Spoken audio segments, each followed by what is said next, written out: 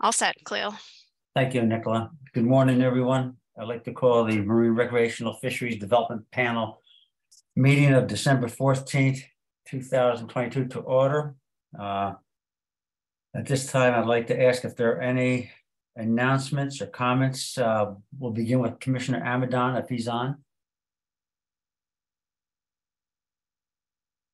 He's not on, Khalil. Okay, all right, thank you. Director McCarran? Yeah, good morning. I'm just going to let the agenda proceed. And I'm glad we're holding this second meeting of the year, which is required under the statute. So looking forward to this update. Thank you, Director. Anything from law enforcement? Law enforcement's not on. Okay, well, not hearing any further comments. I'd like to have a motion to review and accept the minutes of the meeting today. Can I have a motion from one of the rec panel members? Yeah, I'll make that motion. That's Kevin. Thank you, Kevin. Second, please. Mike Piernak, second. Thank you, Mike. Is there any further discussion regarding the agenda for today?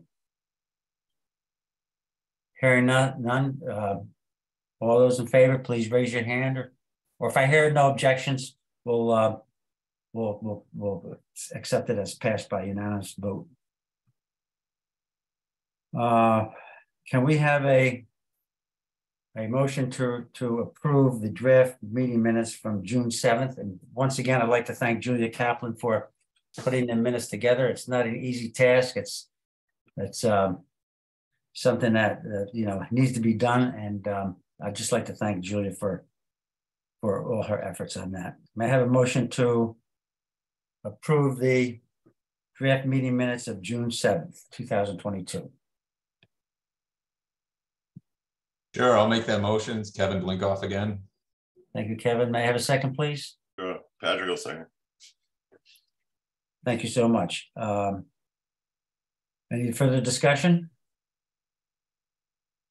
All those in favor? I'm assuming it's going to be aye, or raise your hands. I'm just going to assume, I can't see it, that it's being passed unanimously. Yep. With that said, I'd like to move on to the meeting. It is a quick meeting, and it is something that I wrote to Nicola about, and to Mike Armstrong and to Kevin, about the second meeting of the year, and I'm glad that we're able to pull this off just to meet our requirement, but also to get some information, some final information for the year 2022. So with no further ado, I'd like to have Mike Armstrong talk about the projects and their updates. Thank you, Khalil. I assume you can all hear me and you can see my screen. So I'm going to provide some very brief updates for some of the projects. I didn't want to steal the thunder from our spring meeting. I think that's a more important meeting where we present a lot of stuff. So I don't have anything for MRIP updating. Everything's been going along fine and unchanged with that. Nothing for stock assessment and nothing for permitting. Unless you folks have questions later on. Mike, are you sharing your PowerPoint or just the agenda right now? It's PowerPoint. Okay, we don't see it. I haven't started. Okay, perfect. See that now? Yep. Okay. So I'll go through fishing access, diadramus, and I&E, some very brief updates, and stop me if you have any questions. And then at the end, of course, we can go back and answer any questions. So we'll talk about the diadramus project first. They were very busy, and keep in mind, the diadramus project has a lot of people that are on DMF money, but we have 2 people on the fund money, and all the things you see, all those like fishway crews and things like that. Don't know why that changed. None of these things could happen without the manpower that's provided with the folks that work through the money, through the rec fund. All right, so they had a really busy year. There's some large watershed restoration projects that are finally going through after long delays. And a lot of these are dam removals. And like the Neponset River is finally getting some traction. Sorry, not the Neponset.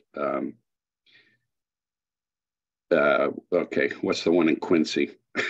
Anyway, some of these are going on, and Brad's been working hard to get some of these going, and we're working with the Department of Ecological Restoration to finally open up a lot of spawning grounds by taking out dams. The Fishway crew had a slow 21 because of a number of factors, but they did 6 jobs in 22, which I'll show you really briefly. And herring stocking, so we sometimes take from very strong runs, try and get runs around it, jump started by moving around. So we do that at 5 sites. And the most exciting thing is we started the project that we talked about last spring, and that's stocking shad in the Taunton. And I will talk about that. Patrick noted that it's the Fore River in Quincy. Thank you. Yes, I had a complete mind block. Fore River. Yep. And Ben has his hand up as well. If he has, I'm not sure if it's something to add on this or not. Yeah, I think it's actually the Manatawat that you're with the Armstrong Dam. Is that what you're referring to, Mike? Yeah. Yep. Yeah, the Manatawat, and I think that we're safe to say, since it's getting announced today, to share some good news with the rec panel, that we have gotten DMF was part of 2 proposals for the most recent NOAA RFP, which came out of the bipartisan infrastructure law. So the rest of the funding for that fishway and dam removal on the Manatawat was funded. And then we were part of a project that will be advancing Ipswich Mills Dam removal on the Ipswich River, a new nature-like fishway at Willowdale Dam on the Ipswich River, funding completion for removal of the Bostic Dam on the Willowdale, a new fishway on Howlett Brook, which is a tribute to the Ipswich, and then the removal of the Larkin Dam on the Parker River. So it's just getting announced today, but we basically just were successful in getting about $3 or $4 million of fish restoration money from NOAA. So it's a pretty big deal. We're pretty excited. We'll have a lot of work and updates for you in the next couple of years on that progress. Great, thanks, Ben. That's really helpful. Yeah, because those are big projects that we've been working on a long time to get to happen. So they're happening. For management activities, Brad and company have been working for literally years to get a stream maintenance policy with DEP, because a lot of what we do, we've sort of been left out of some of the blanket approvals. So to Concom's, sometimes when we're doing like ladder work, it's regarded as putting in a strip mall. Permitting would be the same. And we've been fighting hard to try and minimize the permitting we have to do. Working with DEP, there is a new policy so that we can do work in the stream and do some repairs on small fishways without going through a whole lot of approvals and paperwork. And that's really good. They've also finished a GIS data layer that has all the fish passage information in it. And that's really valuable for a bunch of other agencies, particularly Mass Highway and DEP. They will have access to it. And that's been in the work for a long time also. So that's great. We are in the middle of redoing the fish passage survey, and that was done back in the early 2000s. And that is in hard copy. You may have seen it. But it's a daunting task because it's going through every coastal stream and river, looking at the obstructions. And looking, is it passable? What kind of ladder is there? If it's there, what condition it's in? And so we're updating that, and that's a big deal. So that's ongoing now, and that will direct our prioritization for repairs and things like that in the upcoming years. And then we updated our river herring sustainable fisheries management plan, which if you don't know, if we have harvest in any rivers, we need a sustainable fisheries plan through ASMFC. So we have done one for the Nemasket River, and that's been in place for a few years. But they have chosen, and along with our advice, to not harvest under it because the runs have some downturns in the last few years. And we did a new one that was approved, and that's for the Herring River in Harwich. And so that's just going to the town now. They did have a pretty significant downturn in their count, I believe, this year, so I don't know that they will be using it. And some of these towns are a little worried too. They don't want to be the only run open because of poaching issues and things like that. I mean, a lot of the issues are resolved through the Sustainable Fisheries Management Plan. It's tightly controlled harvest, and you have to have a receipt for the harvest in your hand to document that you got them from a certain river. So anyway, we have the Herring River and now the Nemasket, and that was submitted to ASMFC and approved. So that's for management. So some of the things the Fishway crew did, they did some work in the Monument River.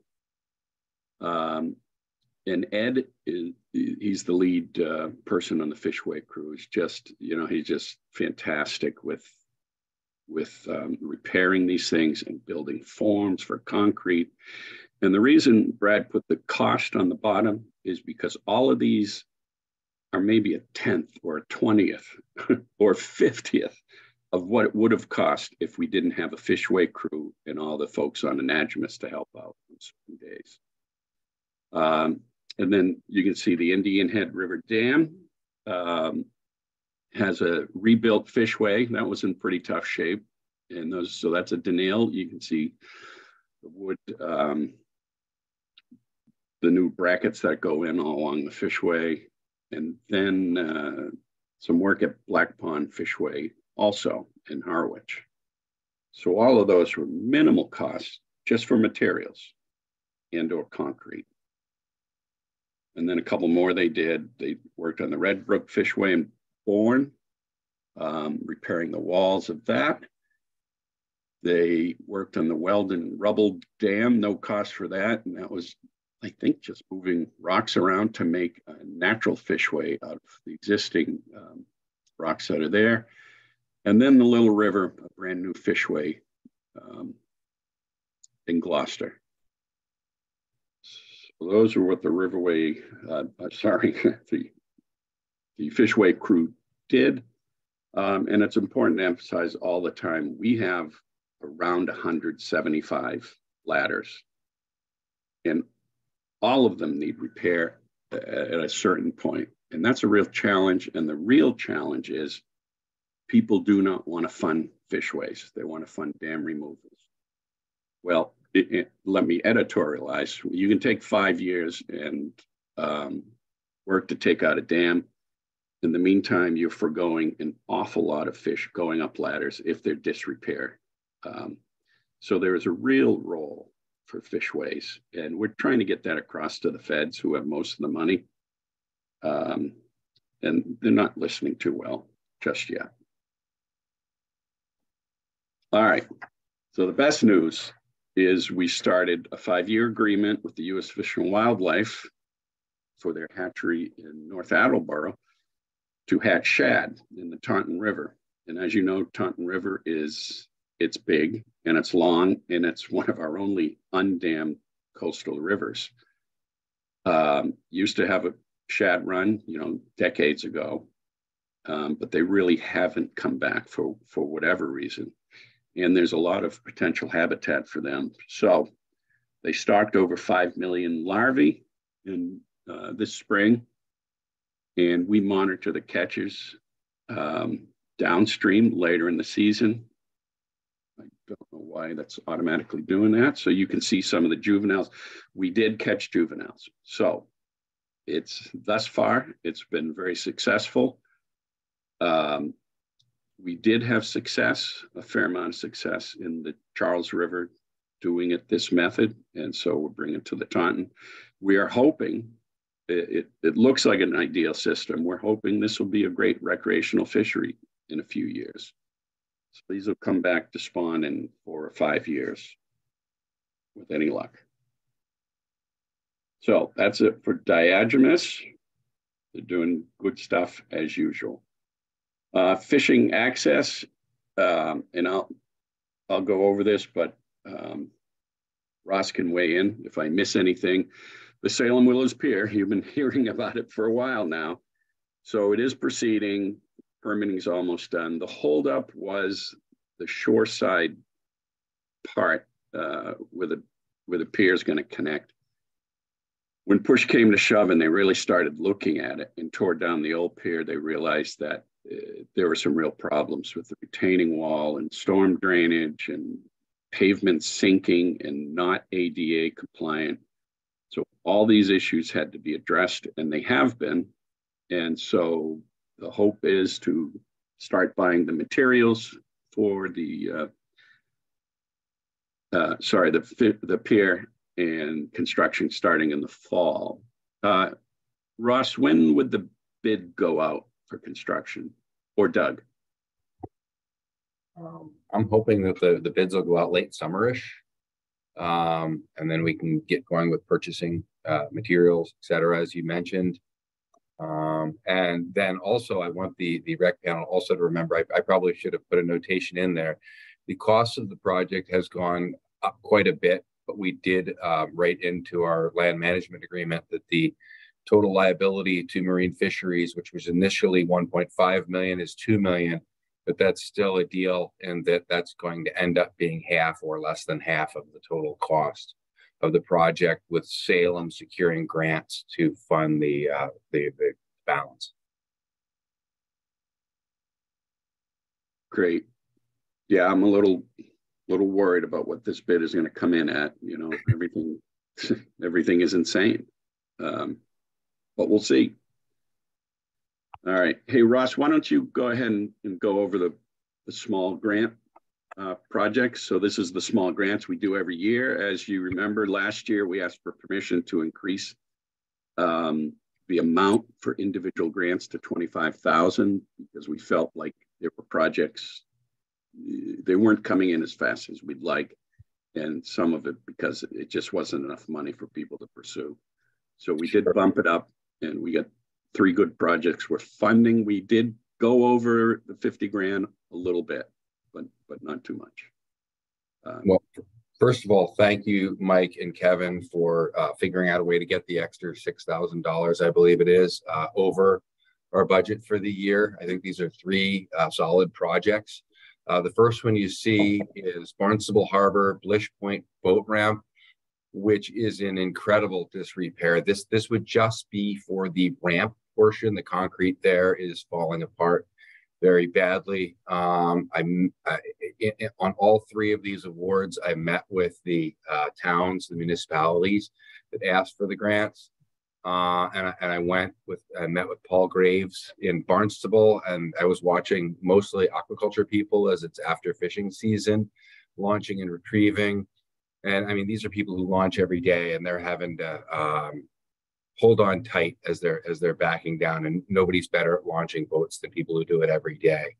The next project will be Cohasset Harbor. And one of our concerns there was, this is, sort of I'm going to call it a wealthy coastal community, that there wouldn't be access for all persons intended. Fortunately, I have a pretty good relationship with the harbor master there. So I met with Lori. We did a tour of all the sites because this was one of our concerns, that there wouldn't be access for all persons, and that's not the case. There's on-street parking right nearby. They wanted 3 of these floats. We were able to fund 2 of them. The only question might be for ADA. One of them will be near the harbor master's office. And Lori has in the past and assured me that the ADA parking spot near that is, even though it's a town parking lot, if you have handicap plates, regardless of where you live, you may use those parking spaces. So these are great. You can see how they sort of work. If you've got a kayak, that you just slide right into that in an area with a 9-foot or to 11-foot tide. Launching from the shore becomes very difficult when you're dealing with riprap angles. You don't want people walking across marshes, etc., getting stuck on mud flats. So these are going to be real handy. They're right essentially near street parking, so very easy to use. We do relate car top launch type facilities as, you know, roughly 50% or greater anglers. I mean, even if they're not heavy anglers, if you look at a kayak, more and more, there's a rod on board. So that we look at that as fishing access. And then the other one is our Cashman Park Pier. When we built that with Office of Fishing and Boating access, we typically do not put lights on. We do not have running water. That leads to a lot of maintenance that's just sort of outside of our ability to keep up with. The town agreed to, you can see there's a whole, small laundry list of things they're going to do. The primary thing is water and lights. The town wrote a letter stating that they will not, if those things break down going forward, they will take on the responsibility for them. So that did not alter the state's agreement with the town. It's sort of an add-on that they will be responsible for long-term. That doesn't mean they couldn't apply for a small grant, but it also means they're not going to show up at the Office of Fishing and Boating Access's door with their hand out asking for replacement of those items. There were three other towns that applied for grants. This is always a question that comes up, so I figured I'd head it off at the pass, as it were. The Nantucket Land Bank asked for some money for a pier they're doing. I think we're going to probably be revisiting that next year. They're not really ready to go this year. The town of Plymouth asked for a kayak ramp they wanted associated with the with the downtown ramp there. Doug had some serious concerns with that location because it would not conform to the ADA assertions that were made, number one. And number two, it would be an add-on to the existing boat ramp. And the idea, I think, when we're going to be adding car top on to towns is to separate the user conflict, not make more of it, which would sort of happen here. And then Plymouth said they would get back to me with a alternative location. They have not done so yet. I have been in contact with them, and I think that's a to be continued story once again. Last, City of Beverly asked for more lumber in the past. They've done some maintenance and repairs on a fishing accessible pier near the harbor master's office. This has been funded twice. One more phase will finish it. And I sort of look at this one, it's not vital. And I think it's one of these things that will get done on a year where we don't have a lot of applications. So it's sort of a hold on, it'll get done kind of project. And that's the small grant for the year. All right, thanks, Ross. Any questions for Ross before we move on? Patrick has his hand raised, it says. Go ahead, Patrick. You're muted. Sorry. Thanks, Ross, for the update. One was I wanted to ask if the page on the screen that shows the Barnstable Harbor project, could that get sent out to us, or at least to me, just because I can't read it. Absolutely, yeah. I'll send you the spreadsheet from the town. Absolutely, and I'll send you the picture if you'd like. And I have a question and a very short comment. One, the question on the Barnstable Harbor project is that because there's no doubt that ramp needs to be rebuilt. Well, I can stop. Can I stop you right away? Because Doug can probably answer this better, but this is on roughly the 5-year plan as he described it to me. it's in FBA's queue to not just redo the ramp itself, which will certainly cost more than $25,000, but to work on the parking lot there as well. So I think that that entire facility is due for a facelift in, I'm going to say, roughly the 5-year time frame. So we And funded, Doug, correct me. we funded that a significant amount of work in that parking lot once before from this fund. And did we? Oh yeah, we absolutely did. They had a major water problem. It was graded, and we brought in material. But the ramp section is very dangerous. It's been in poor condition. As a matter of fact, me and Khalil talked about this ages ago because there were some guys who had an idea about concrete forming. And that was where my question was going, was that there's incredible amounts of sand that flush in and out of that edge, in and out of that channel, and it's dredged on a regular basis because of that. And I just wanted to make sure that the design, that if we're investing from the fund, that the design of what they're going to do with the ramp itself, that the pavement going into the water or the concrete going into the water, that it's engineered, that's got an engineering plan, and it's not just somebody's idea, because they do stuff there.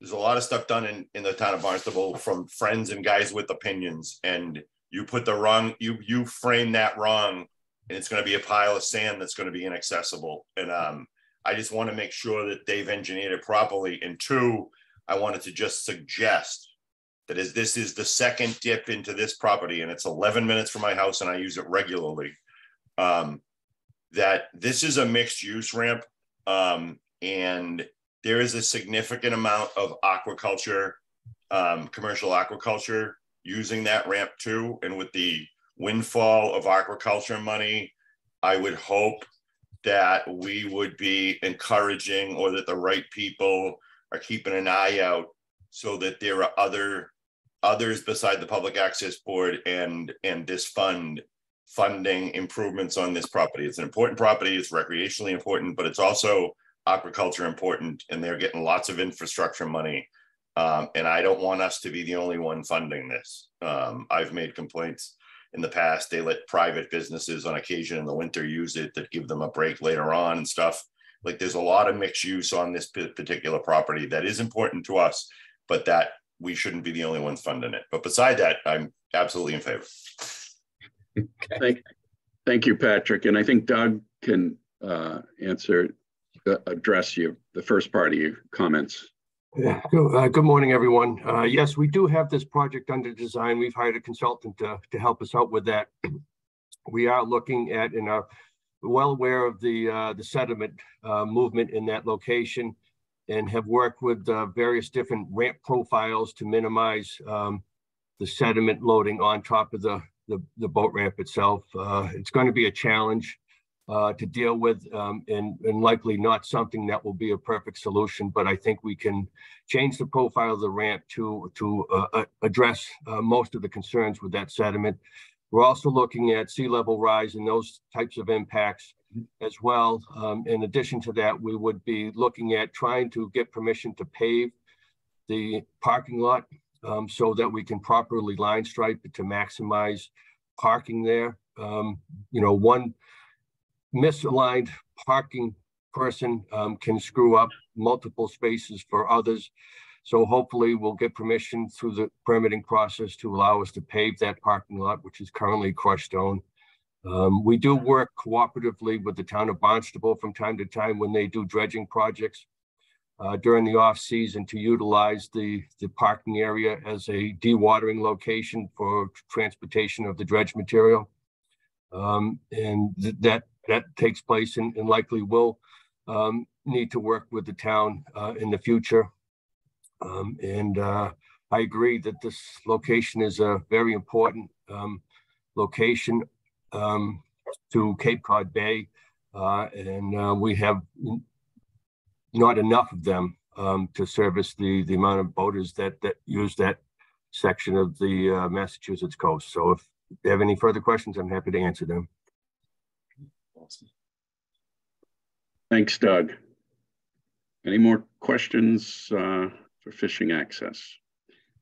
I was remiss in not highlighting that we have a new employee on Diogenes, Sarah Turner, who joined a few years ago, was into the abyss we call nymphs. And so she is no longer with us. So Stephanie Berkman joined us a while ago. And there she is. Hi, Stephanie. Hi, everyone. Stephanie is incredibly well qualified and has been doing a great job. And she's really a great addition to the project. So I'm glad I remembered to say that. Thanks, Stephanie. Thanks. Yeah, nice to meet everyone. I don't think we've actually met, have we? I don't think so. Yeah. All right. I just got a little more. I&E, just some information. Christine Cassidy has left, not because of the big sucking sound of nymphs like they usually leave for. Family issues. She left, so she's been our I&E person. You've all heard her on these calls before. She was with us for 5 or 6 years. So we are now in the process of hiring a new I&E person. We've gotten some good resumes and we are about to go through an interview process. So we hope to have someone on board,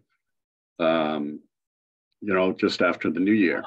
So that's exciting. So in relation to that, so everyone has different strengths, and we're kind of weighing what strengths we want to bring in and who we select. So my question for you folks, and you certainly don't have to answer it now, but something to think about or send me an email is, are there any particular projects products that we don't have or you'd like to be emphasized that you folks are looking for?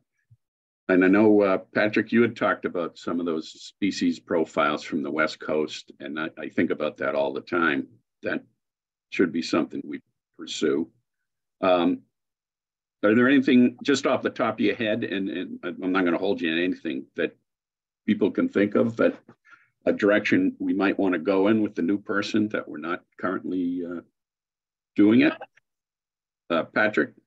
Hi, Mike, and this is also a follow-up to the minutes of last month, because I was ready to ask the question about, did that social media meeting ever happen with Kevin Blinkoff? Bottom line is, if they're not social media heavy in the front, it's a mistake. Paper printed material is a waste. And if you want to get at youth, and if you want to get at people under 40, you need to have a strong social media strength, and we are poor at it.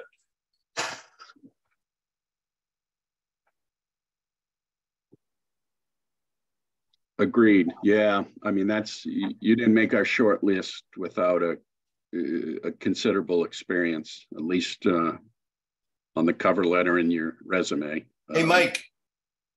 Yeah. Mike, can I ask an attached question to this subject? Sure. Is it me? And because I obviously really the social media thing bugs me, but is it me, or are we having a retention problem in this position? It seems to me like we're losing it. Like nobody in this position has stayed 2 years or something. Yeah. We've kind of accepted that it's a 5-year position. And Dan can comment on that. They do seem to grind through. They're not biologists, and so they don't have that strong connection. I mean, a lot of them have a lot of marine biology background, but so they don't have that strong connection. And when they get good, they're recruited by other people who steal them away. I mean, we pay okay, but we cannot pay the same level as what the feds do and other entities. So we've kind of accepted that this is a bit of a turnstile, unfortunately. Part of me always thinks about I&E as maybe, do they have to have, is it marine biology first, or is it modern communications first? No, yeah, it's the latter. We're looking for someone strong, and particularly this round, we'd like to see more marketing and analytics, yeah, things like that. Gotcha. Gotcha. I mean, what we found is we put stuff on Facebook, and Facebook has, you know, they have their own way of doing things. And sometimes no one sees our posts. No, I think our inland agency. We have this. The overall strategy of SDMF when it comes to Facebook is bad. Like it's like you don't post enough, you don't post regularly enough, you're not building it. There's a lot of problems with it. I can't disagree. We have not had a lot of particularly recreational stuff going through Facebook. Now, Facebook is one we may have to start paying. Our inland agency, I believe, pays, and that's. Mike, I can add to this if you would like me to. Yeah, please. Yeah, Facebook. When we don't have somebody who's full-time doing social media, it goes by the wayside. So, you know, I'm in complete agreement with you that our Facebook needs help, but you know, I'm the primary person that deals with Facebook at this point. But I can't devote the time to it, and that will change once we get this INE person on board. However, you need to pay for it, and the money really isn't there. You know, I can make a post and it goes absolutely nowhere. So, and then Facebook comes up and says, pay $20 to have this post boosted. And we can't be doing that with every post. And Instagram is the same way. So, I mean, if there's recommendations that you have that would maybe help that, then that would be more constructive, I think. And, you know, once we get this INE person on board, I think it warrants a meeting with, you know, like you said earlier, with Kevin Blinkoff. We'd be happy to do that. But it's difficult. It's difficult. And somebody needs to know the inner workings of Facebook in order to get the post seen. We have a big following, which you would think would help, but it doesn't. Thanks, Julia. Mike? Yeah, Dan. Yeah, so just to react to Patrick, and Patrick, you know, we heard you loud and clear at the last meeting, and as Mike has conceded, you're right. Right now, we're really between hires, and you know, Christine left over the late summer, and our HR system is painfully slow. So we are working to refill that position. But I think you'd mentioned that maybe we couldn't keep someone more than 2 years. I think the reality is we had a pair of 5-year employees, and this rec fund is about 10 years old. So as Mike said, we've kind of conceded to the fact that it might be a 5-year position. You know, a lot of folks like to advance in their careers, and it's there isn't, you know, we don't have a large team of outreach folks the way Fish and Wildlife does. So there's a little bit more upward mobility over on the inland side, just because of the nature of that program is different than ours. It's larger, and also they have, you know, dedicated funding objectives where obviously, you know, their business model depends on, you know, maximum retention and revenue in order to keep the ship moving forward, as opposed to DMF, which is, you know, we're not totally dependent on our permit revenues. In fact, our permit revenues are just, they're kind of an afterthought. They go, not, of course, the rec permit revenues are dedicated. I understand that, but it's just a different model. So for sure, Mike, I'm imagining we will have this person on within 6 weeks or so, and we'll definitely spend the winter getting that program, you know, put back together. Hey, Dan, can you guys bring in interns? Yes. All right. I'll talk to you offline. Yeah. And if I could just comment on that, you know, interns take some time, you know, and so you want someone dedicated to oversee that intern. I'll have to admit that the COVID era was pretty obnoxious in terms of allowing staff, and especially the supervisor subordinate relationship was kind of strained because everybody was teleworking. I think in the future there's much more opportunities for that. So yeah, we totally get that.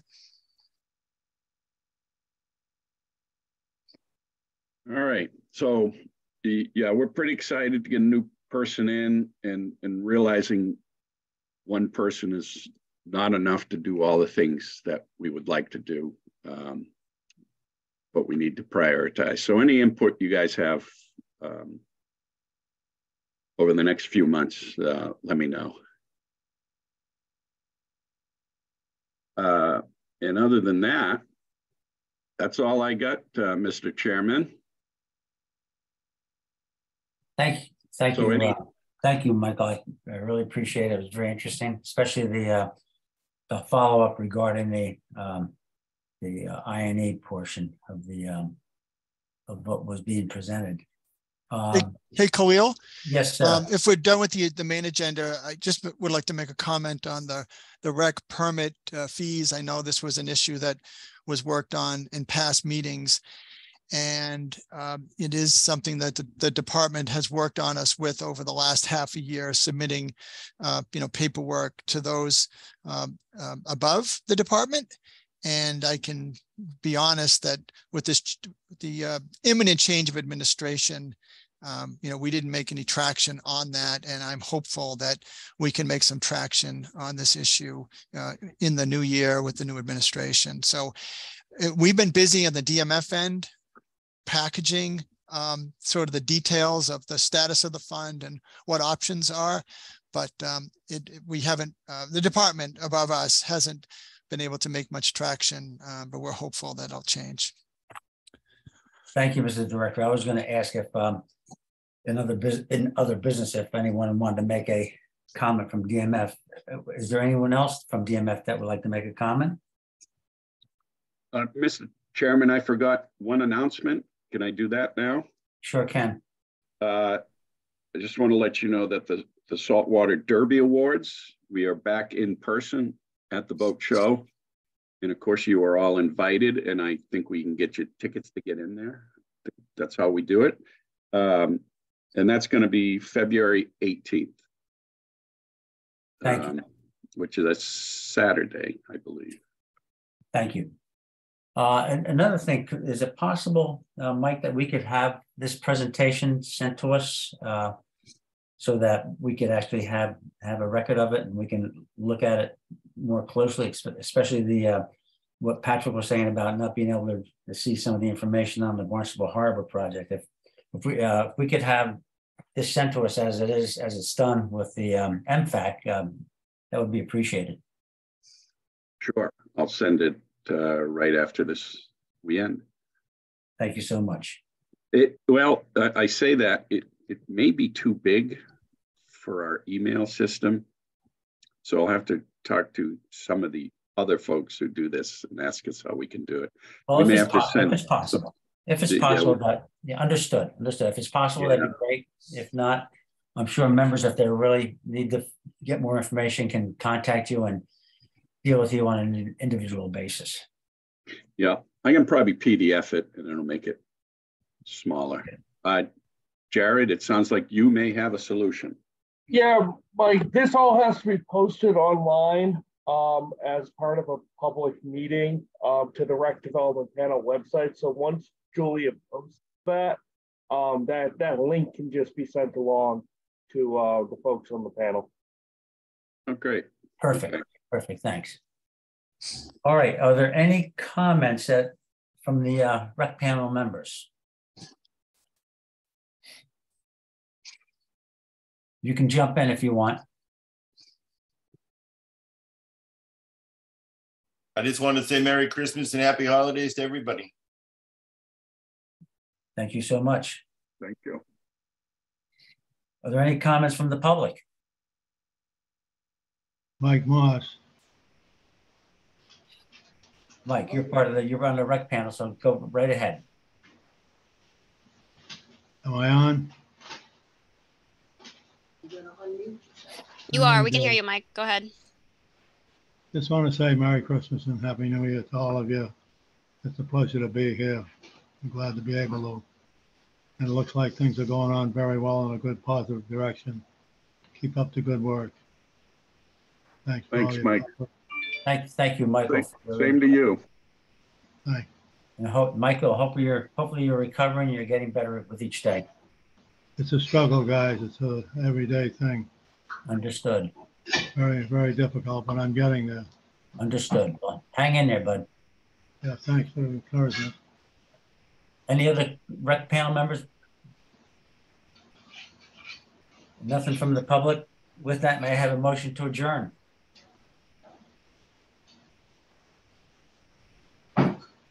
I will gladly make that motion, sir. Thank you so much. May I have a second? I will second that.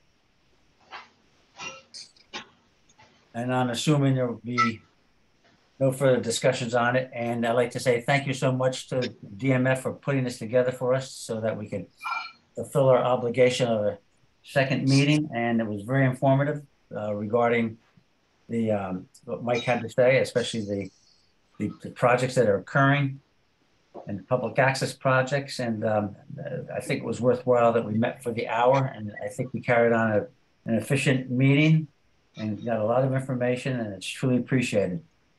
So with that said, the meeting is adjourned. Thank you. Thank you, Khalil. Thank you.